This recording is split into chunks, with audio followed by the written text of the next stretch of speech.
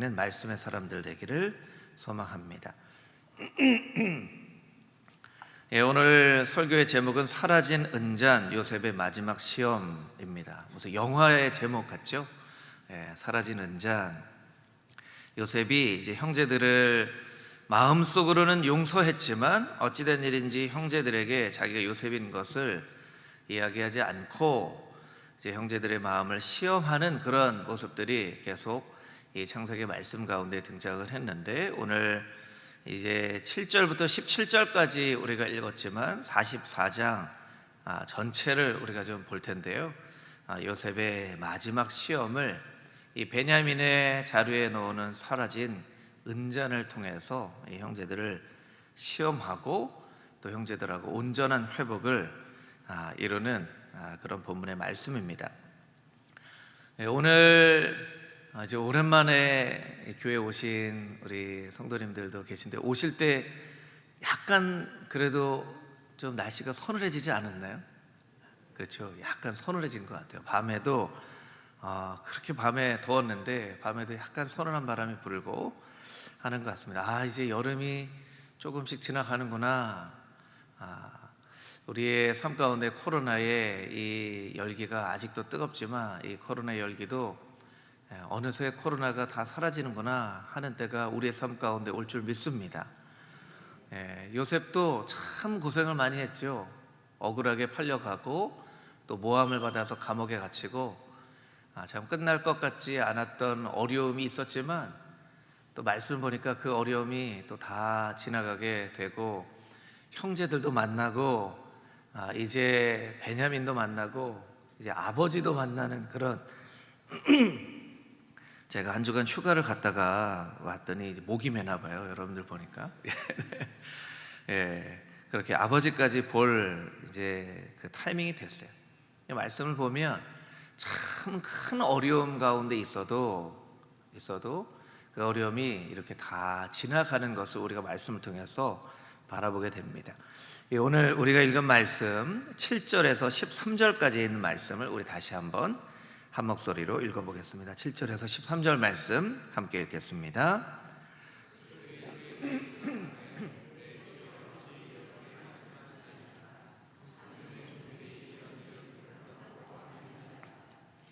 우리 자루에 있던 돈도 우리가 가나안 땅에서부터 당신에게로 가져왔거늘 우리가 어찌 당신의 주인의 집에서 은금을 도둑질하리이까?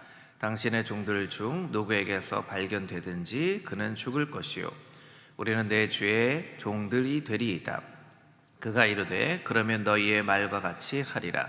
그것이 누구에서든지 발견되면 그는 내게 종이 될 것이요 너희는 죄가 없으리라.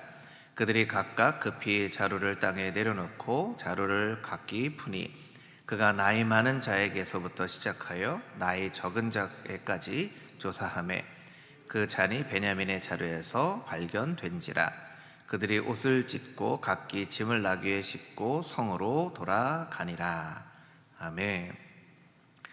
지난주에 창세기 43장 말씀을 묵상하였는데요, 43장 말씀을 보면 이제 요셉이 드디어 베냐민을 만나게 됩니다. 베냐민을 만나게 되고 베냐민을 보니까 울컥하는 마음이 생겨서 급히 울 곳을 찾아 들어가서 울고 나와 형제들에게 잔치를 베풀고, 43장 마지막 절을 보면 요셉이 형제들과 함께 즐거워하였더라 이런 본문의 말씀이 나오게 됩니다.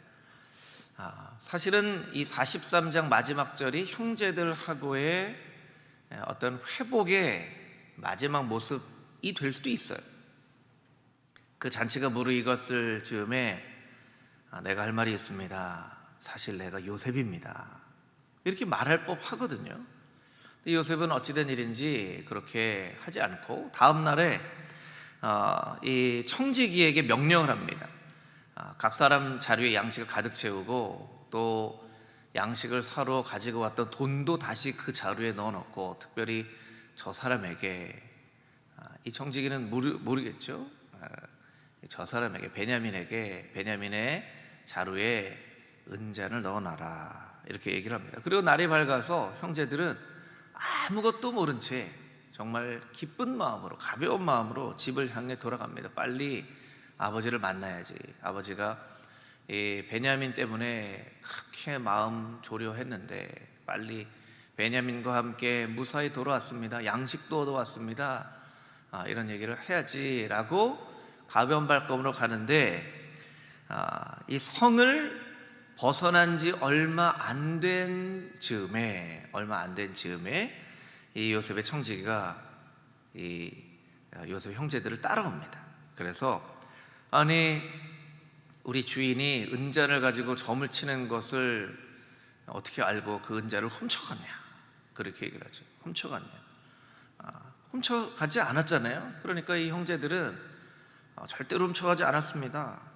절대로 훔쳐가지 않았습니다 라고까지만 얘기하면 좋았을 텐데 정말로 이와 같은 일이 일어나면 그 사람은 죽을 겁니다. 그리고 우리는 다 종이 될 겁니다. 그러니까 자신이 있었던 거죠. 자신이 있었기 때문에 그런 얘기를 했어요. 은잔이 나왔나요? 안 나왔나요? 나왔어요. 은잔이 나왔어요. 그러니까 형제들이 아마 기겁을 했을 거예요. 절대로 그런 일이 없었을 텐데 이건 뭐 절대로 누가 그 곳에 가서 요셉의 은잔을 훔쳐가지고 올 수 있겠나라고 생각을 했는데 절대로 이루어지지 않을 법한 일이, 성경의 말씀으로는 결단코 그런 일이 일어나지 않을 것입니다 했던 일이 실제로 일어나는 거예요. 우리의 삶을 보면요, 절대로 일어나지 않을 거라고 생각하는 일들이 가끔 일어나더라고요. 그러니까 절대로 일어나지 않을 일 일어나더라고요. 그러니까 우리가 이 본문의 말씀을 통해서 얻게 되는 교훈은 무엇입니까? 말이 없어는 삶을 살아서는 안 된다는 거예요. 위기의 상황이 오면 오히려 냉정하게 대처해야 된다는 것을 이 본문의 말씀이 우리에게 이야기를 하고 있습니다. 저를 따라서 같이 한번 해볼까요? 말이 앞서는 삶을 살아서는 안 됩니다. 말이 앞서는 삶 절대로 그런 일 절대로 없어요. 그런 일 절대로 없어요. 때로는요, 절대로란 말을 붙이면 더 잘 일어나기도 하는 것 같아요. 그러니까 말이 앞서는 것은 참 위험한 일이라는 것이죠. 아마도 형제들은 너무나 확신했기 때문에, 이런 일이 어떻게 일어나라고 확신했기 때문에 그런 말을 먼저 했을 텐데, 여러분, 말이라는 것은요 얼마나 속도가 빠르냐면 내가 제어할 수 없을 정도로 속도가 빨라요. 내가 제어할 수 없을 정도로 속도가 빨라요. 그러니까 말을 해놓고도 후회하잖아요. 여러분 후회하신 적 있으시죠? 내가 왜 그 말을 했을까? 조금만 참지. 그러면 딴 사람이 말한 겁니까? 아니, 내가 말한 거예요. 내가 말해놓고도 나한테 좀 참지, 왜 이렇게 빨리 말해? 그러니까 말이라는 것의 속도가 굉장히 빠르다는 거예요. 그것을 잘 알고 말하는 데는 조금 더디할 수 있도록 해야 한다는 것이죠. 여러분, 이와 비슷한 사건이 기억나실 텐데요. 이 야곱이 밧단 아람에서 라반을 피해 도망할 때 어떤 일이 있었습니까? 도망했죠. 라헬이 야곱 모르게 드라빔을 훔쳐와요. 그러니까 3일 동안 라반이 쫓아옵니다. 아니, 너희가 어떻게 도망치듯 이렇게 갈 수 있느냐? 그럴 뿐만 아니라 왜 드라빔까지 훔쳐갔느냐? 야곱이 얘기합니다. 절대로 그런 일은 없을 것입니다. 만약 드라빔을 훔쳐간 사람이 있다면 그는 반드시 죽을 것입니다. 야곱이 그렇게 얘기를 해요. 일단 찾아보고 얘기를 해도 되는데 말이 앞서는 거죠. 절대로 그런 일이 있지 않을 겁니다. 그 가져간 사람이 있으면 죽을 겁니다. 그 드라빔을 찾아내지는 못했죠. 그런데 야곱이 한 그 말 때문에 사랑하는 아내 라헬이 베냐민을 낳다가 죽습니다. 얼마 안 돼서 죽어요. 그것은 그 당시에 어떤 아이를 낳다가 죽는 그런 일들이 늘 있었기 때문에 그런 것이 아니라 야곱이 한 그 말 때문에 사랑하는 아내 라헬을 잃어버리게 됩니다. 요셉의 형제들은 실제로 은자를 훔치지 않았기 때문에 절대로 잊지 않을 것입니다라는 이야기를 누구든지 발견되면 죽을 것입니다 했는데 결국 죽지는 않았죠. 죽지는 않았어요. 은자는 발견됐고 그 사람은 죽지는 않았어요. 결국에는 근데 그들은 먼저 확인할 수 있었죠. 제가 먼저 확인을 좀 해보겠습니다.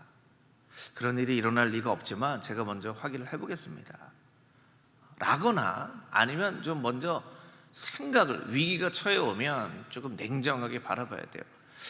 한번 생각을 해봐야죠. 그런데 좀 이상한 것 같아요. 지난번에도 양식에 우리가 사왔던 돈이 들어있었는데 이번에도 각 사람 자루에 돈이 들어있네요. 우리가 형제가 장남부터 막내까지 줄을 세워서 잔치에 순서대로 앉힌 것도 좀 이상하고, 지난번에 자루에 돈이 들어간 것도 이상하고, 이번에도 좀 이상한데 이게 왜 이런 일이 일어날까? 이렇게 생각할 수도 있었다는 거예요. 그런데 이 위기가 생겨나니까요, 위기가 닥치니까 굉장히 마음 가운데 생각이 멈춰지는 거죠. 어떻게 행동하고 판단해야 될지를 잃어버리는 거예요. 예전에, 지금은 없어졌지만 예전에 개그 콘서트라는 그런 프로그램이 있었죠. 거기에 우리나라에도 뭐 지금 있기도 한데요, 이 연변에 있는 사람들이 보이스피싱을 하는 것을 주제로 개그를 만든 황해라는 프로그램이 있었어요. 여러분 아마 기억나시는 분이 있을 거예요. 뭐 이렇게 보이스피싱 하는 거죠. 고객님, 국민은행 계좌의 비밀번호가 유출됐습니다. 그래요? 저는 국민은행 통장이 없는데요. 통장이 없는데 비밀번호가 유출돼서 많이 놀라셨죠? 많이 당황하셨어요? 이렇게 하는 개그죠. 예, 아마 기억이 나실 거예요. 통장이 없는데 비밀번호가 유출됐다는 거예요. 이거 말이 안 되는 일이잖아요. 통장이 없는데 비밀번호가 유출돼서 많이 당황하셨어요? 하는 그런 개그 프로그램이 있었는데, 아마 이 사람들이 이렇게 당황하게 되면 이게 보이스피싱인지 알지 못한 채 그냥 정말 따라서 그렇게 간다는 거예요. 저도 올해 보이스피싱을 당할 뻔한 당사자로서 제가 얼마나 깜짝같이 몰랐냐면요, 마이너스 통장을 대출해 준다는 얘기 때문에 택배로 제 주민등록증까지 막 보냈어요. 참 멀쩡해 보여도 좀 네. 그러고 나서 저녁에 아내가, 여보, 당신이 한 거 이상한 것 같아 하고, 저녁에 이렇게 누워보니까 진짜 제가 이상한 일을 하루 종일 했더라고요. 그래서 밤늦게 카드 다 정지시키고 다 하고 다음날 수습을 했더니 그게 보이스피싱 당할 뻔한 거더라고요. 그러니까 이게 순간 그렇게 생각과 행동이 엉뚱한 방향으로 갈 수 있겠더라고요. 올바른 대처를 하지 못합니다. 갑자기 위기가 처해 오면 올바르게 대처하지 못하는 그런 심리적인 현상을 타조 효과라고 합니다. 타조 효과. 여러분이 말을 들어보신 적이 있으신지 모르겠는데 그림을 좀 보여주면 될 텐데요. 타조 효과. 타조가 어려움을 당하면요, 그냥 땅에 고개를 파묻어 버린다는 거예요. 이 그림으로 또 이런 사진도 또 만들더라고요. 두 번째 사진 좀 보여주시면 이렇게 이런 모습으로 우리가 가끔 살아간다는 거예요. 이것은 체코의 경제학자의 토마스 세들라체크라는 사람의 책인 프로이드의 소파에 누운 경제라는 말에, 그 책에 처음 나온 말이에요. 이게 진짜로 맞는 얘기다 혹은 맞지 않는 얘기다라는 얘기도 있더라고요. 그러니까 타조가 정말 그렇게 숨기는 게 아니고 알을 굴리느라고 하는 모습이 저렇게 보이는 거다, 이런 얘기도 있지만, 결국엔 이것은 경제학과 심리학의 이 중요한 어떤 이 효과 현상으로 이렇게 사람들에게 알려졌다는 거예요. 타조는 맹수가 전속력으로 돌진해 오면 도망갈 생각을 하지 않고 머리를 모래에 박는다. 자기 눈에 보이지 않으니 남들도 보지 못할 것이라는 생각에서이다. 그러니까 내가 눈을 딱 감으면 안 보이잖아요.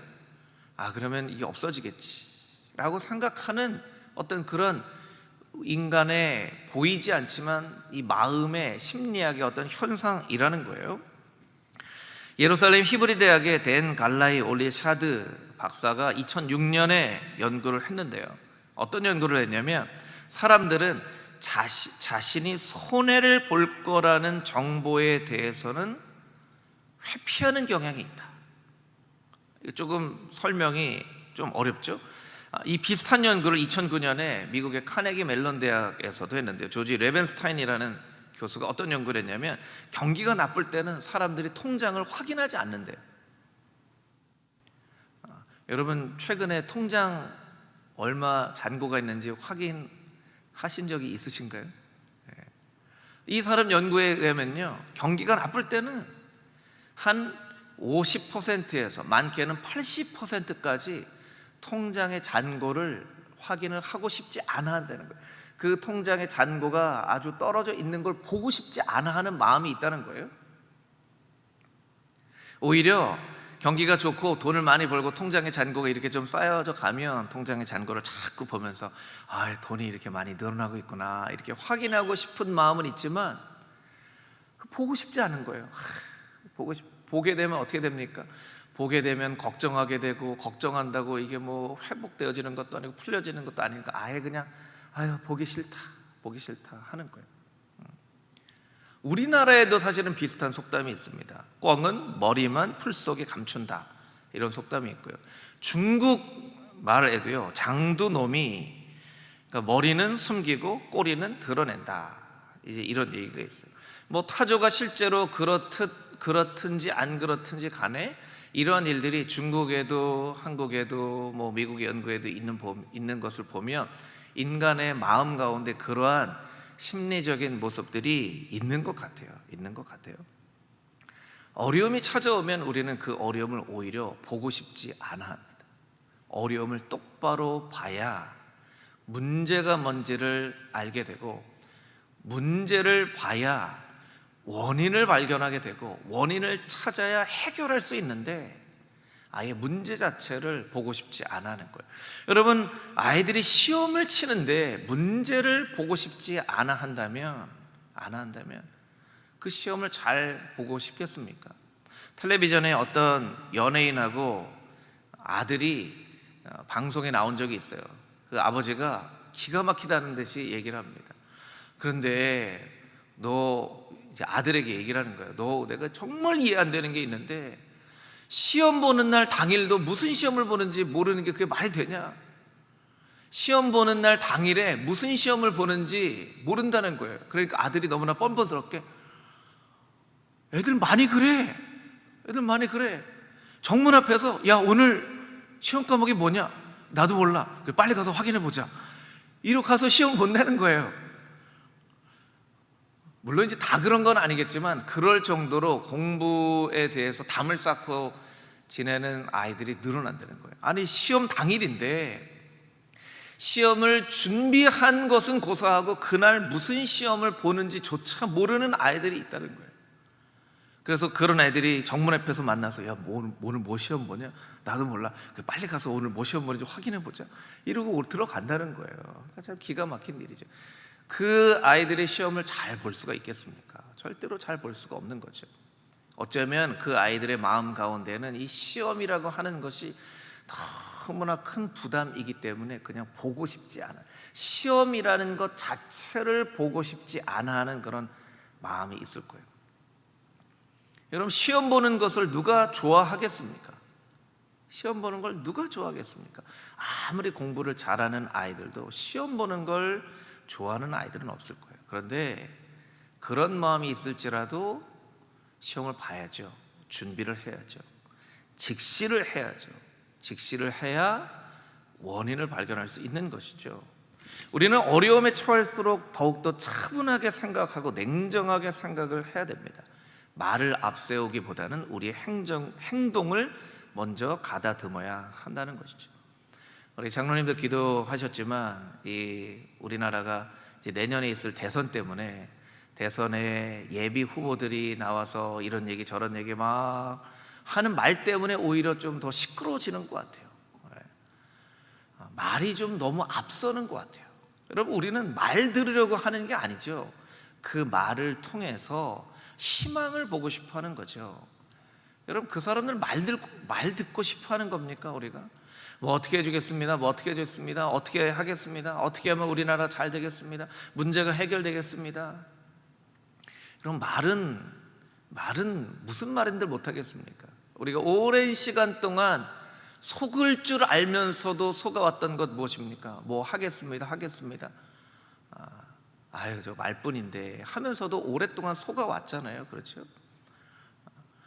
우리는 희망을 보고 싶어하는 것이지, 그렇게 되어지는 미래의 삶을 그 말 가운데서 꿈꾸고 그리기를 원하는 것이지, 그 말을 듣고 싶은 것이 아닌데, 그 국민들의 마음을 조금 헤아리지 못하는 것 같아요. 그래서 막 서로 얼마나 많은 이야기들이 있는지, 또 정부의 경제 정책들, 뭐 예를 들면 부동산이 막 정말 그칠 수 없이 올라가는데 이거 어떻게 해결되겠습니다. 코로나가 이렇게 되면 코로나 이렇게 하면 없어질 겁니다. 막 때로는 방향을 잡지 못하는 그런 많은 말들 가운데 살아갑니다. 이런 상황 속에서 우리가 쉽게 하기 쉬운 것은 무엇이냐면 비판하는 것이죠. 비판하는 것. 우리도 쉽게 말로 비판하기 십상이라는 거예요.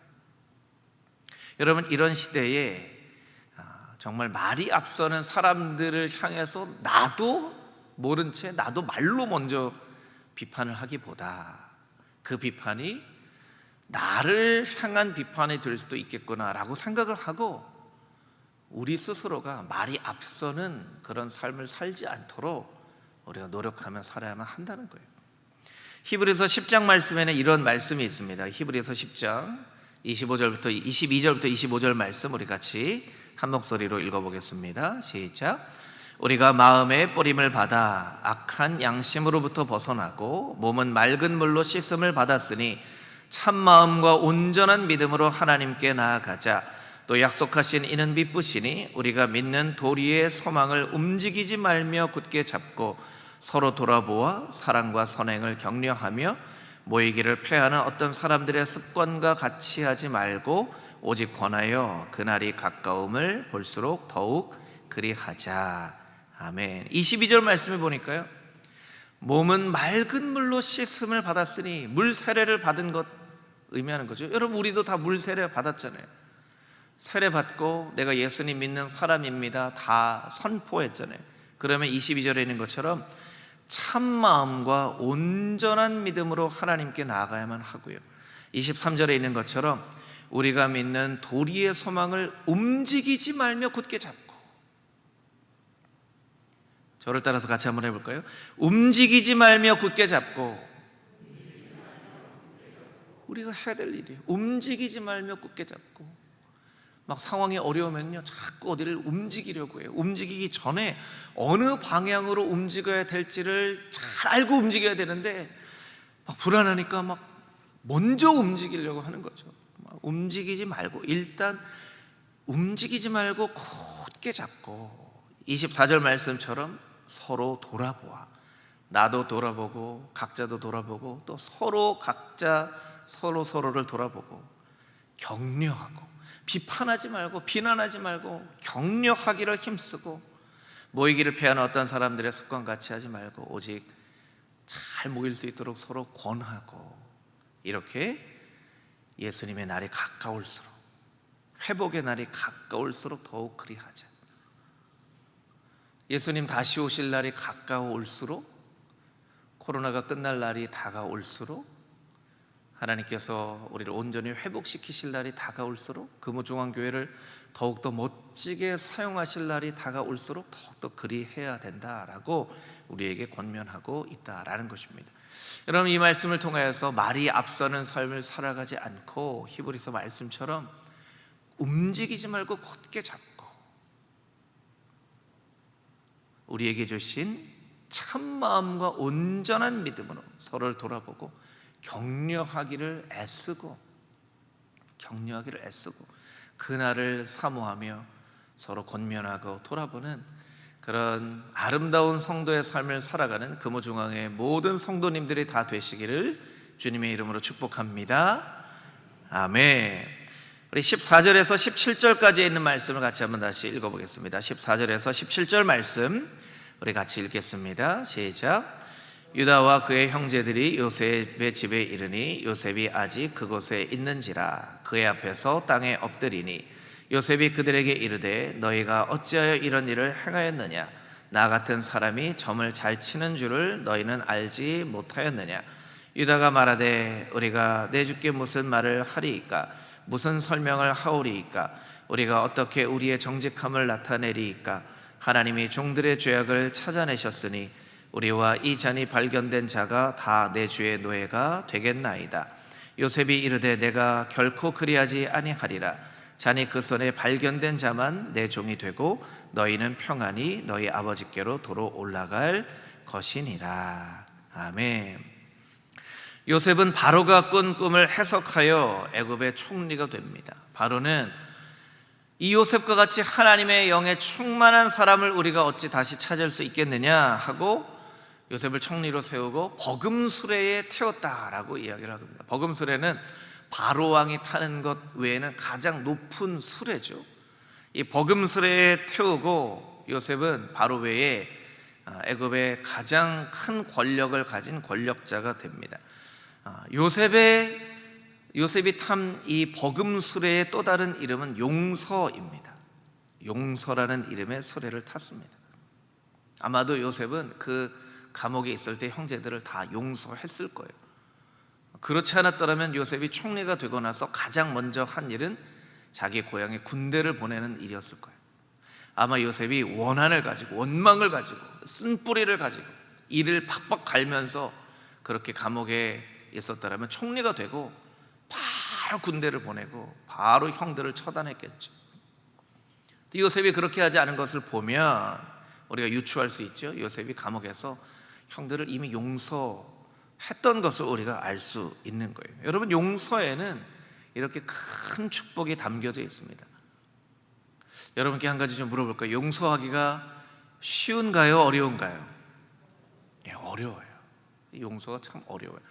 용서라는 수레에 하나님이 큰 축복을 담아 주시는 것을 알고 있지만 우리가 그 축복을 때로 받아 누리지 못하는 것은 용서가 너무나 어렵기 때문에 그래요. 용서가 참 어려워요. 저도 마찬가지예요. 누군가 용서하는 게 참 쉽지 않더라고요. 그리고 시간이 한참 지났음에도 불구하고 어떤 일을 하다 보면 옛날에 나의 마음을 서운하게 나를 힘들게 했던 사람 이야기가 또 튀어나오는 것을 보면 깨달아요. 아, 내가 아직 그 상처가 내 마음 가운데 있구나 라는 걸 깨닫게 돼요. 용서가 참 어려워요. 그럼 여러분, 용서가 참 어려우니까 용서하는 것을 포기하시겠습니까? 하나님께 용서할 수 있는 힘을 달라고 기도하시겠습니까? 기도해야 돼요. 용서가 참 어려워요. 어려운 걸 압니다. 아마 하나님도 아실 거예요. 용서가 참 어려운 걸 알아요. 근데 용서가 어렵기 때문에 용서하는 걸 포기하는 사람이 있고요, 용서가 너무 어렵기 때문에 하나님께 도와달라고 기도하는 사람이 있어요. 용서는 모든 사람에게 다 어려운 일이지만 용서를 안 하는 사람이 있고 용서를 하기 위해 애쓰는 사람이 있다는 거, 이건 굉장히 다른 모습이라는 거예요. 여러분, 용서가 너무 어렵지만 용서를 하지 못하기 때문에 그 용서라는 수레에 담겨진 하나님의 측량할 수 없는, 이해할 수 없는 그 놀라운 축복을 누리지 못하는 그런 일이 없도록 우리가 하나님 앞에, 하나님, 용서하기 어려워요. 그러니까 좀 도와주세요. 힘을 주세요. 정말로 잊혀지지가 않고 안 됩니다. 안 되니까 나는 못하지만 하나님이 힘 주시면 할 수 있을 줄 믿습니다. 도와주십시오. 도와주십시오. 그렇게 계속 기도하십시오. 어느 날 하나님이 여러분에게 힘을 주시고 은혜를 주실 거예요. 여러분 힘으로 하려고 그러면, 여러분 의지로 하려고 그러면 절대로 용서 못합니다. 하나님의 은혜로 해야 됩니다. 하나님의 은혜로 해야 됩니다. 오늘 본문을 볼 때 제가 가장 궁금했던 게 바로 그거예요. 요셉이 분명히 형제들을 용서한 것 같은데, 용서했으니까 형들을 보자마자 화를 내거나 벌을 내리거나 하지 않고 이렇게 형들을 모른 척하고 이렇게 베냐민도 보고 했을 텐데, 오늘 본문의 말씀 보니까 아직 용서를 하지 않은 건가? 이런 생각이 들어요. 좀 헷갈리는 거죠. 용서를 한 것 같기도 하고 안 한 것 같기도 하고. 제가 이 말씀을 묵상하다가 깨달은 것이 하나 있어요. 어떤 것을 깨달았냐면, 용서도 내 맘대로 하는 것이 아니구나 라는 걸 깨달았어요. 용서에도 하나님의 인도하심이 필요하다라는 걸 깨달았어요. 저를 따라서 같이 한번 해볼까요? 용서도 내 맘대로 하는 것이 아닙니다. 용서에도 하나님의 인도하심이 필요합니다. 여러분, 용서에도 하나님의 인도하심이 필요해요. 요셉은 형제들 보자마자 얘기했을 수도 있어요. 내가 요셉입니다. 내가 다 용서했습니다. 그런데 하나님 제가 어떻게 요셉인 걸 얘기할까요? 아마 기도했겠죠. 왜냐하면 요셉은 기도의 사람이었으니까. 요셉은 기도의 사람이었잖아요. 그러니까 하나님께 물어봤겠죠. 하나님이 응답하시지 않는 거예요. 그래, 용서해라, 말해라. 하나님 좀 답답합니다. 빨리 응답을 좀 해주시죠. 형제들한테 빨리 내가 요셉인 걸 밝히고 싶습니다 하는데도 어떤 얘기를 하지 않으셨던 것 같아요. 그러니까 요셉이 이렇게 형제들에게 얘기를 안 했겠죠. 예전 영화인데요, 여러분, 밀양이라는 영화 혹시 기억하시는지 모르겠어요. 포스터를 보면 이제 전도연 씨가 주연으로 나와요. 이창동 감독이 만든 영화인데, 이 영화 때문에 이 주연 배우인 전도연 씨가 칸느 영화제에서 여우 주연상을 받았어요. 아주 큰 상을 받았죠. 이 영화의 짧은 그 줄거리를 짧게 줄이면, 어머니가 돌아가시고 아들을 데리고 전도연이 피아니스트인데 고향 밀양으로 돌아갑니다. 그래서 새롭게 정착을 하려고 해요. 어머니가 돌아가신 게 아니라 이혼을 하고, 그리고 돌아갑니다. 그런데 그곳에서 하나뿐인 아들이 납치가 돼요. 그 아들을 못 찾고 납치범이 아들을 죽여요. 그러니까 하나뿐인 아들을 잃어버리고 아주 큰 절망 가운데 있었는데, 그때 전도연 씨가, 주연 배우가 교회를 만나요. 그래서 신앙으로 막 이 어려움을 이겨나가려고 해요. 어떤 결단까지 하냐면요, 그 살인자를 찾아가서 내가 용서한다고 얘기를 해야지. 하나님이 나에게 그런 마음을 주셨습니다. 당신을 용서합니다. 이런 얘기를 하려고 정말 그 살인자 한테까지 찾아가요. 근데 어떤 일이 일어났죠? 살인자 얼굴이 너무나 평안한 거예요. 살인자가 얘기합니다. 하나님께서 나를 용서해 주셨습니다. 그때 전도연이 깨닫습니다. 이 주연 배우죠, 주인공이 깨닫습니다. 내가 진짜 용서할 마음이 있었던 게 아니었구나라는 게 깨달아요. 그리고 막 그때 억눌렀던 그런 감정이 폭발합니다. 아니, 내 아들을 죽여놓고 저렇게 마음 편하게, 얼굴 편하게 하나님이 용서해 주셨다고? 나는 이렇게 고통 가운데 지옥처럼 살고 있는데 그 살인한 살인자가 저렇게 편안하게 살아도 돼? 그러면서 막 그 뒤로부터 막 하나님께, 그 대사가요, 이런 대사가 있어요. 주연 배우가요, 하늘을 바라보면서 내가 당신한테 안 질 거야 하고 하는 대사가 있어요. 당신한테 안 질 거야. 아니, 그 사람을 용서하다니. 그리고 막 교회 가서 막 난리를 피웁니다. 이게 이제 그 얘기. 이 미량, 비밀스러운 빛, 이게 미량의 뜻이거든요.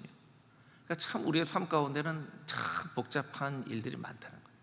근데 이 영화를 신앙의 관점으로 바라보면 어떤 관점으로 바라볼 수 있냐면, 이 요셉의 일과 마찬가지예요. 말로 용서한다고 용서되는 일이 아니라는 거예요. 실제로 말로 용서하고 행동으로 용서한 것처럼 보여지지만 그 마음 가운데 몰래 숨겨져 있을 수가 있어요. 숨겨져 있을 수가 있어요. 요셉이 하나님께 큰 은혜를 받았잖아요. 용서했다. 그런데 형제들을 볼 때마다 얼마나 그 옛날 생각이 나겠습니까? 잊혀지지 않는 이상, 여러분, 치유는요 두 가지를 통해서 일어나는데, 하나는 용서와 잊어버림, 영어로는 forgiveness와 forget. 용서와 잊어버림. 용서를 하면요 잊어버릴 수 있어야 돼요.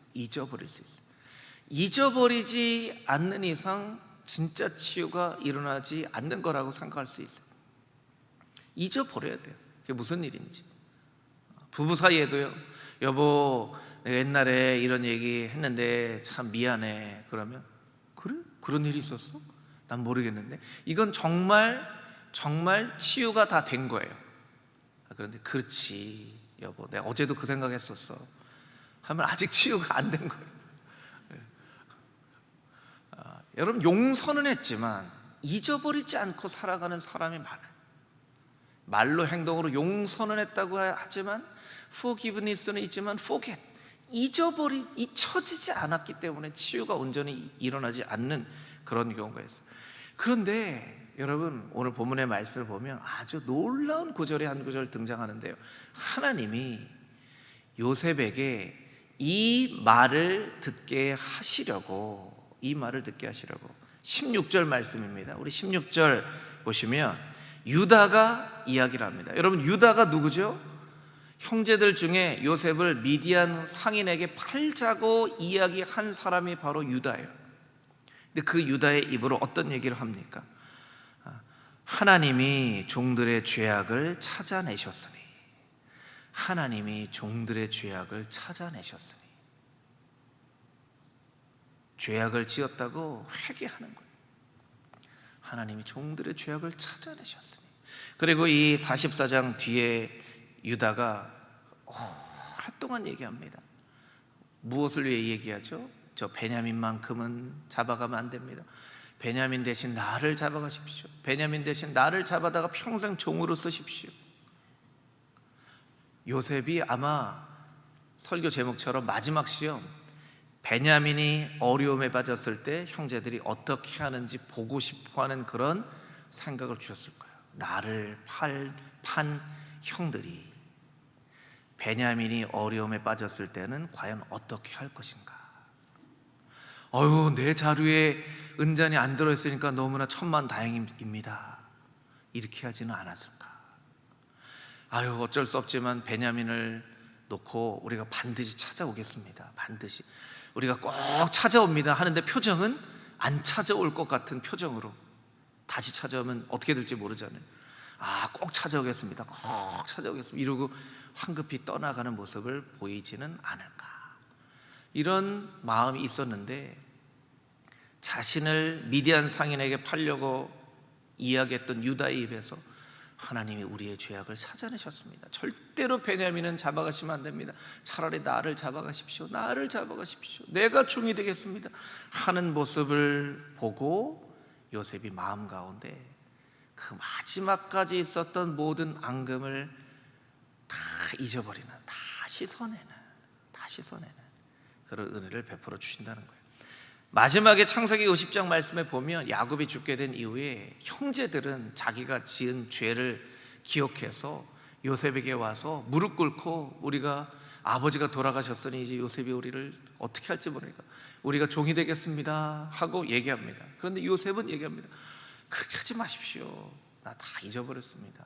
당신들은 나에게 악을 행했지만 하나님은 그것을 선으로 바꾸셔서 이 모든 사람의 생명을 구하게 하셨습니다 라고 형제들에게 이야기를 합니다. 하나님은 요셉의 마음속에서 이 모든 것을 깨끗이 씻어 버리고 싶으셨습니다. 그래서 금방 형제들을 용서한다고 얘기하지 않게 하고 이런 모든 과정을 통해서 요셉의 마음에 이런 모든 상처를 깨끗하게 치유하십니다. 하나님의 방법으로 치유하십니다. 여러분, 용서에도 하나님의 도우심이 필요합니다. 용서도 내 마음대로 하는 게 아닙니다. 내가 용서한다. 여러분, 내가 용서하는 게 아닙니다. 하나님이 도와주셔서 내가 할 뿐입니다.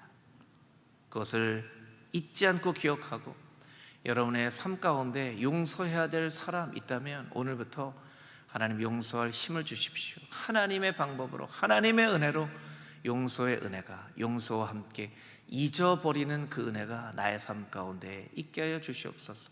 한국 사회를 위해서 기도할 때 누가 잘했냐 누가 잘못했냐 다